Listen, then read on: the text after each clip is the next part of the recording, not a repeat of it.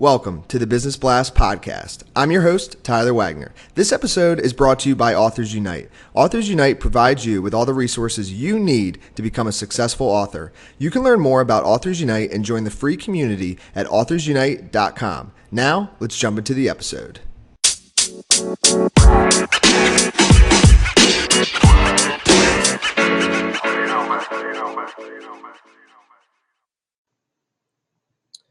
All right, everyone. Welcome back to another episode of the Business Blast podcast. I'm your host, Tyler Wagner. Today, I have Kane Carpenter with us. He's the marketing director for JMJ Phillip Group. So welcome to the show, Kane. Thank you very much, Tyler. Of course. Thanks for joining us. We'll dive in. The first question I have for you, Kane, is what is the best story from your life that has an underlying valuable message? Yeah, good question. I had a nice think about this one. Quite cliche, but I feel like great things can come from kind of unexpected circumstances. I moved back to the U.S. a few years ago, and kind of that move taught me to be courageous about kind of taking on opportunities, and when you have those opportunities, doing the utmost you can to take advantage of them.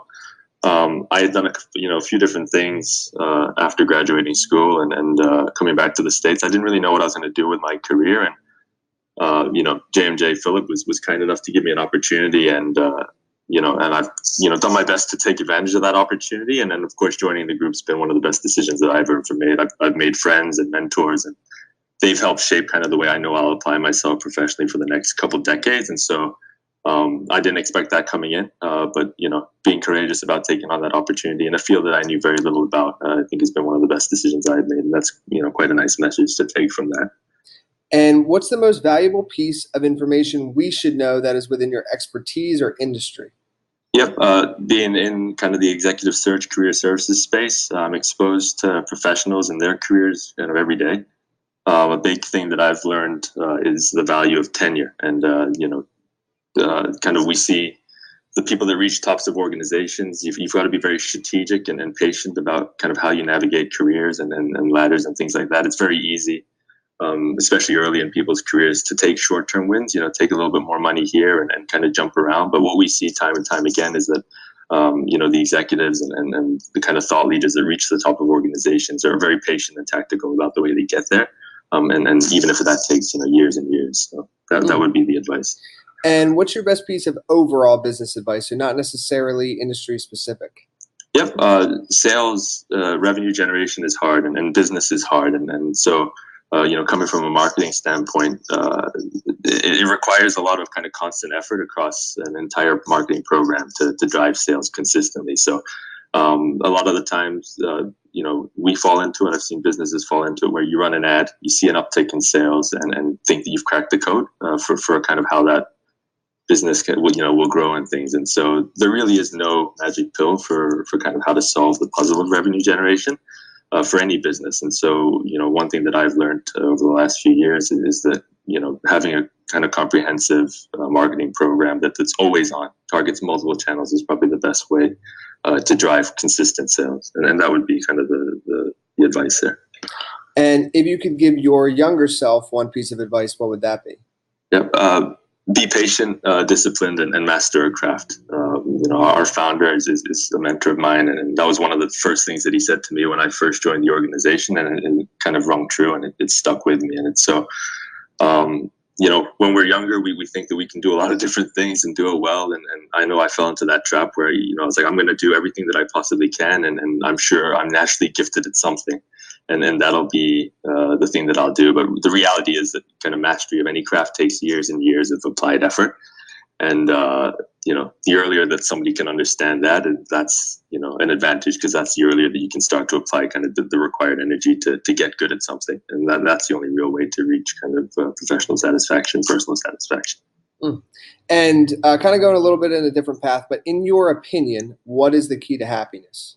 Yeah, this is a good question, and I had a long think about this one. And kind of the theory that I've come up with is that as human beings, we can kind of break down kind of our perspective or the way we approach life into two phases, right? There's an anticipation phase where you look forward at different things, and there's a memory phase where you look back and you reminisce about the things that you've done or things that you regret. And so the key to happiness, in my opinion, is always giving yourself an opportunity to anticipate and look forward. So, having goals and having things that you look forward to, and then putting yourself in a position where you can always, be able to do that, it is probably the key to happiness, at least in my opinion. And what is the best book that you've read, and what's the number one thing you learned from that? Yep. So this is less business related, but the best book that I ever read was Hemingway's For Whom the Bell Tolls. It's really just kind of more because of the excellence in storytelling and writing. It was the first book that I kind of truly enjoyed cover to cover. And then it taught me kind of how powerful storytelling can be and how much it can affect kind of the human condition and things like that. So I suppose it affects a little bit of kind of my perspective on marketing and how businesses can do that for people. But that would be the best book that I've ever read. And what is your favorite quote and why?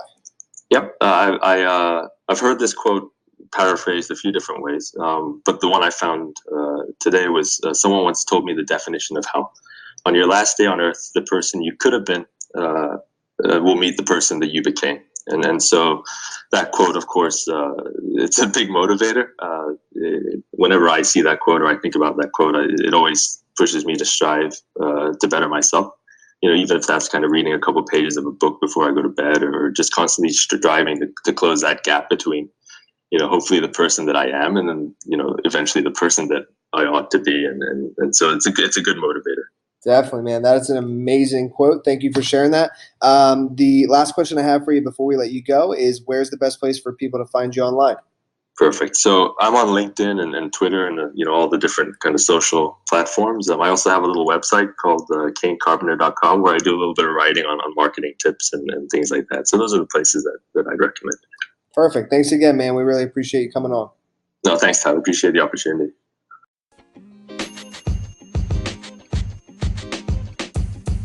The podcast you just heard was recorded with Anchor. If you want to make your own, download the Android or iOS app completely free from anchor.fm/podcast. That's anchor.fm/podcast.